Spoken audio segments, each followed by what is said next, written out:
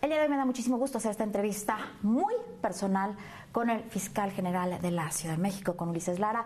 Hoy vamos a conocer quién es nuestro fiscal general de la ciudad. Ulises, muchísimas gracias por esta entrevista. Al contrario, muchas gracias, Viviana. A ver, platícanos un poco cómo fue tu infancia.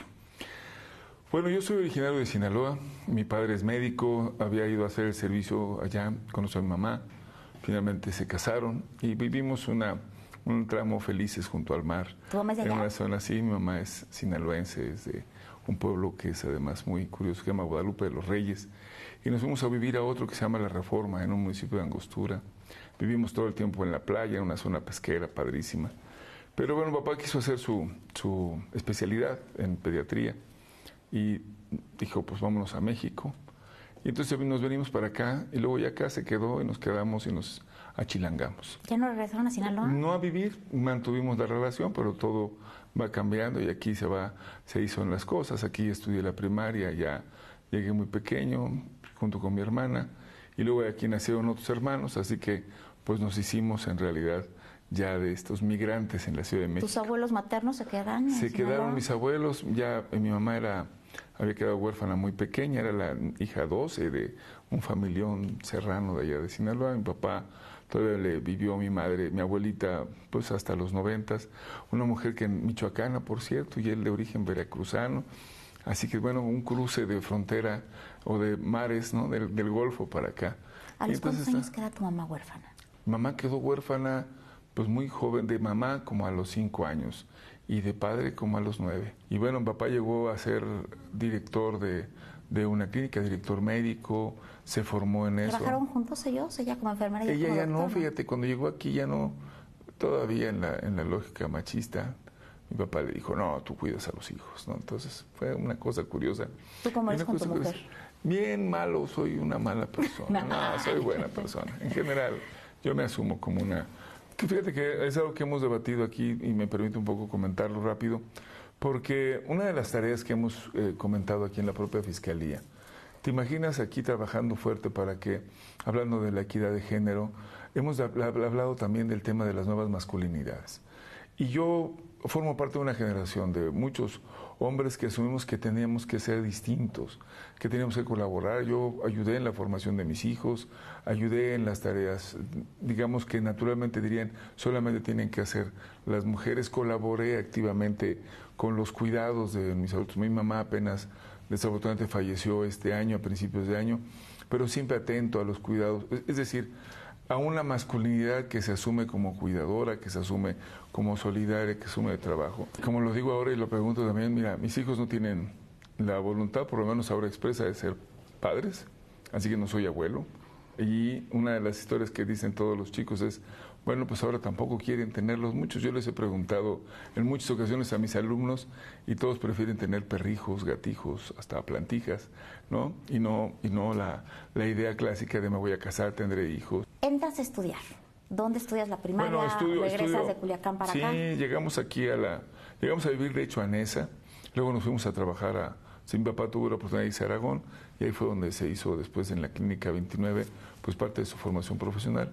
Y esa unidad, pues ahí llegamos a vivir cuando se estaba apenas construyendo en el norte de la ciudad. Y ahí estudié la secundaria, parte de la primaria la concluimos entre Nesa y acá, y luego estudié en la secundaria, entré yo al CCH, que fue para mí el mundo así de la expansión. Yo todavía traía las costumbres sinaloenses y entonces aprendí a jugar béisbol, me metí al béisbol, estuve trabajando y hacía algo que pues aquí en la ciudad estaba perdiendo empuje. Todos mis amigos, los de la escuela, de la secundaria, jugaban fútbol y entonces yo junto con otros nomás éramos bien poquito los que le echábamos todavía. Es que aquí no hay jaulas de bateo. Así es. Entonces bueno, era como estar en otro esquema. Y luego me entré al CCH Oriente. Y cuando llegué al CCH Oriente, lo primero que llegué fue que me encontré con asambleas, con marchas. Y entonces me ingreso a la UNAM, a la licenciatura en Ciencias Políticas, en Sociología, de hecho, en la Facultad de Ciencias Políticas y Sociales.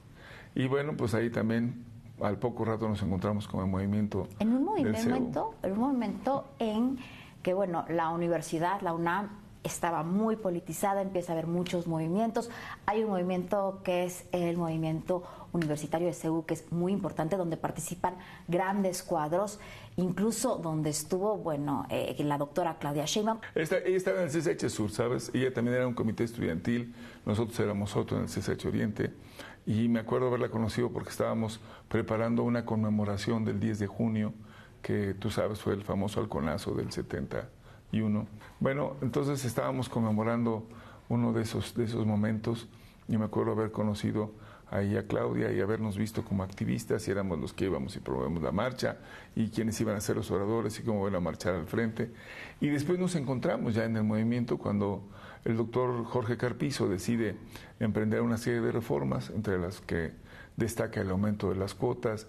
Fueron todas las reformas a la universidad. Todas las reformas a la universidad, y bueno, pues todos los estudiantes y sobre todo los que ya traíamos alguna trayectoria, nos unimos, formamos el Consejo Estudiantil Universitario, empezamos a hacer asambleas en todas las escuelas y bueno, fuimos nombrando representantes. Yo era representante de políticas, ella de ciencias, y bueno, un montón que tú también has conocido que estaban ahí trabajando, y había compañeros que habían sido consejeros universitarios como Imanol, otros que estaban participando en ya, algunos como maestros, como Carlos. Un poco más chico, bastante más chico que Imanol. Bueno, más chico, no bastante, pero sí más chico. Sí. Pero lo cierto es que en ese proceso, con todos ellos, pues empezamos a construir pues esta idea de que era posible hacer un movimiento universitario que no le pasara, como muchos tenían todavía temor, que se resolviera por la vía de la fuerza o la represión. Yo tengo a mi hijo casi pasando el movimiento, entonces bueno, pues me dedico más bien a construir el tema de la familia, me dedico a terminar la carrera, entro a trabajar en diferentes instancias y me quedo en la ciudad. Y los compañeros, algunos compañeros se van, como la propia Claudia tuvo oportunidad, se van a estudiar a Estados Unidos, otros se van a otros lados. Pero te fuiste a España, ¿no? Yo me fui a hacer una maestría en España, pero ya prácticamente cuando estaba el gobierno de Cárdenas, cuando yo estaba participando con ya ellos. muchos años después. Ya muchos años después, yo había estado dando actividades académicas en la universidad. Que continúa siendo maestro, nunca has dejado la docencia. Sigo siendo maestro, he estado todo el tiempo ahí, en la Facultad de Ciencias Políticas, en la Escuela Nacional de Trabajo Social, y ahora estoy dando unas materias desde hace 2 años en urbanismo relacionados con gobierno y asuntos públicos. ¿Y qué pasó con este escándalo de que si eres abogado, si no, cuando además de todo tienes pues mira, la verdad es que doctorados, ¿qué pasa? Pues que a la gente le puede sorprender que uno tenga, digamos, una orientación lineal, y entonces que si tu papá es médico, yo debo haber sido médico, o que si tenías que hacer la licenciatura en sociología, y entonces de maestría en sociología y doctorado en ciencias sociales, y yo tomé los caminos que pensé que eran los mejores para mi propia formación. Así que, por ejemplo, soy maestro por la Universidad Carlos III en materia de gobiernos locales, de gobiernos municipales.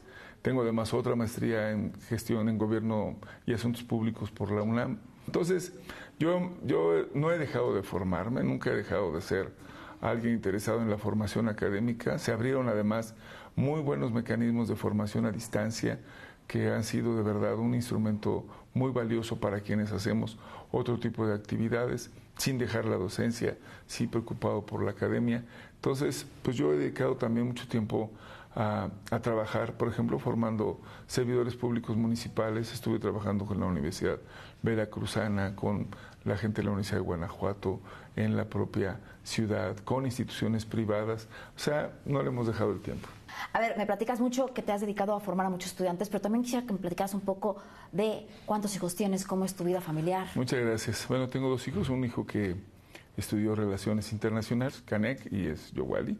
Son mis 2 hijos, ¿no? Son una construcción que hemos hecho desde hace muchos años de mis 2 hijos. Ellos son, te decía, uno es Relaciones Internacionales en la Facultad de Políticas, y la otra niña estudió en Gestión Intercultural en la Facultad de Filosofía y Letras y en la sede de ¿Están siguiendo Maya. los pasos del papá? Pues un poco, yo creo que sí, pero más bien han hecho su propia historia. El de Relaciones Internacionales se ha vuelto incluso mucho más, creo que más radical, anda en otra idea, defendiendo a los palestinos, trabajando con el mundo árabe, y ella mucho más en el tema indígena, más metido. ¿Cómo compaginas tu vida personal con tu vida laboral? Porque ser fiscal de una ciudad como la Ciudad de México es un trabajo de tiempo más que completo. Pero fíjate que tiene que ver mucho con la confianza en los equipos. Tiene que ver mucho con la capacidad de poder no solamente confiar, sino realmente hacer que los otros asuman las responsabilidades, tú compartirlas con ellos. Y la otra es que también aprender en muchos de los sentidos que hay asuntos que no puedes resolver de inmediato, que tienes que darles el espacio. Tiene que ver mucho con la madurez de cómo enfrentar los problemas. Y hay quienes dicen, y no te estresas, por supuesto, pero no permito que todo eso lo mantenga vivo, porque entonces hay cosas que no sé. Entonces yo sé que resuelvo hoy, mañana que vamos a trabajar, cómo lo vamos a hacer, con quién lo tenemos que trabajar y darle el espacio. Si no, creo que yo aprendí mucho siendo director general de gobierno. Me tocó estar en muchos de los casos. ¿Fuiste director general de gobierno en el gobierno de la ciudad de López Obrador? Con López Obrador, y me tocó pues mucho de las movilizaciones, las tensiones, estábamos con el radio, todavía incluso con el plantón, y entonces llegó un momento que parecía que en efecto ibas a estallar porque todo el tiempo estabas ocupado, y si no te das el espacio por lo menos para descansar, dejas de ser funcionario. A ver, platícame un poco cuál ha sido el día más feliz de toda tu vida. El más feliz, pues yo creo que apenas esta última elección, yo la verdad es que en el 18 me dio una enorme alegría haber estado convencido y trabajando porque ganáramos el país. He sido un comprometido de la izquierda, he sido un comprometido de la lucha social y no pensé que me tocara ver que ganáramos en esta circunstancia la presidencia de la República. ¿El más triste? Quizá el más triste de todos para mí fue cuando en medio de del fraude electoral, en el 88 estaba naciendo mi hijo Canek y estaba teniendo sufrimiento fetal porque en las condiciones y en ese momento no había capacidad para poderlo atender. Pero lo libramos, salió. A ver, complétame esta frase. Ulises Lara es un hombre de su tiempo, un comprometido con su tiempo. Muchas gracias. Gracias. El día de hoy para mí es un gusto enorme estar en esta entrevista muy personal.